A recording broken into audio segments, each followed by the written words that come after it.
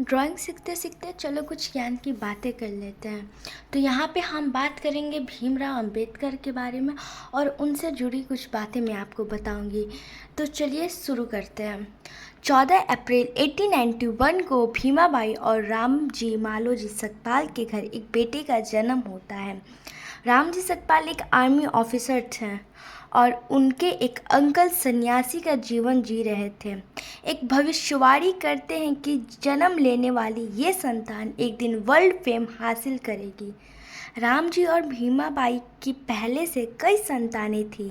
इसके बावजूद उन्होंने भीमराव को अच्छी शिक्षा देने के लिए हर संभव प्रयास करने की ठान ली थी।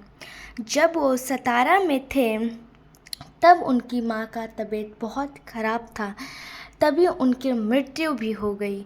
उसके बाद उनकी आंट मीरा उन्होंने बच्चों का जिम्मा उठा लिया। छोटी उम्र में भीम का ध्यान इस ओर जाता है कि उनके और उनकी फैमिली के साथ कुछ अलग तरह का व्यवहार किया जाता है।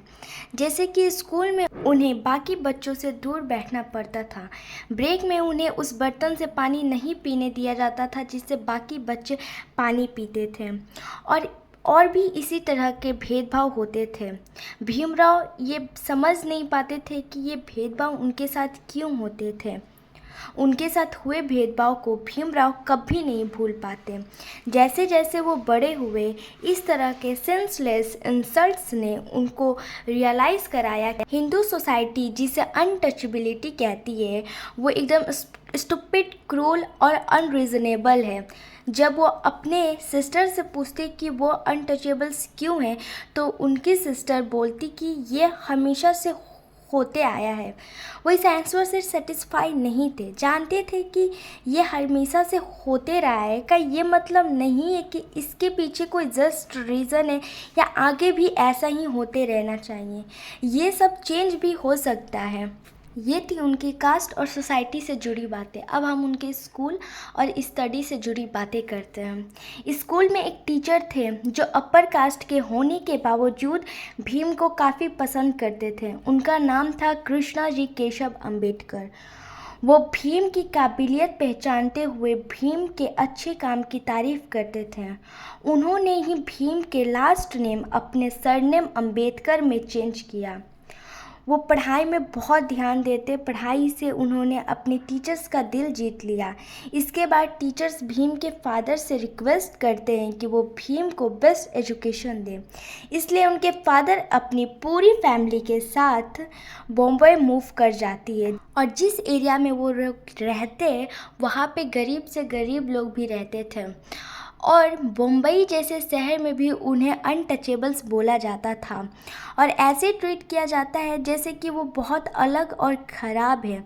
यहाँ तक कि उनके फेमस स्कूल में भी ऐसा होता था। उसके बाद जब वो 10th पास कर लिए तब उनकी शादी रामाबाई से हो गई। 1912 में भीमराव बीए पास कर लेते हैं। उसके बाद उनके पिता की भी मृत्यु हो जाती है। उसके बाद 1913 में भीमराव यूएसए चले जाते हैं और न्यूयॉर्क में वर्ल्ड फेमस कोलंबिया यूनिवर्सिटी से पढ़ाई करते हैं। इनके मेन सब्जेक्ट्स इकोनॉमिक्स और सोशोलॉजी था। एंड 1915 में वो एमए की डिग्री हासिल कर लेते हैं और अगले ही साल अपनी पीएचडी थीसिस भी कंप्लीट कर लेते हैं। 1918 में भीमराव बॉम्बे के सिडेनम कॉलेज में लेक्चरर बन जाते हैं और वहाँ स्टूडेंट के बीच अच्छे टीचर और स्कॉलर के रूप में उनकी एक अलग पहचान बन जाती है। इसी समय उन्होंने एक मराठी न्यूज़पेपर मुकनायक की भी शुरुआत की, जो कि अनटचेबल्स की आवाज़ बनता है। उन्होंने दलित के इक्वल राइट्स के लिए फाइट भी की।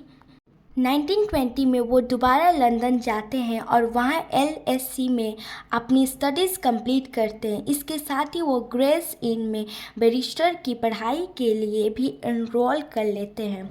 1923 में वो एलएससी इकोनॉमिक्स में डॉक्टरेट की डिग्री के साथ इंडिया वापस आते हैं। और इस वर्ल्ड फेमस इंस्टीट्यूशन से डॉक्टरेट हासिल करने वाले वो शायद पहले ही इंडियन रहे होंगे। इसके अलावा वो बैरिस्टर एट लॉ में भी क्वालिफाई कर चुके थे, लेकिन उन्हें पता था कि इंडिया में कुछ नहीं बदला, इसीलिए उन्होंने बहुत सी फाइट की कि वो दलित के लीडर भी बने। बट हमें आज भी पता है कि जो दलितें हैं, ठीक है, उनके साथ हमारा बिहेवियर कैसा होता है। जो अपर कास्ट के लोग रहते हैं वो लोअर कास्ट के लोगों के साथ कैसे बिहेव करते हैं। उनको अभी भी सोसाइटी में अपना राइट्स नहीं मिल पाता है, ठीक है, वो अभी भी अनटचेबल ही बोले जाते हैं। ये बात हमें अच्छी तरीके से पता है।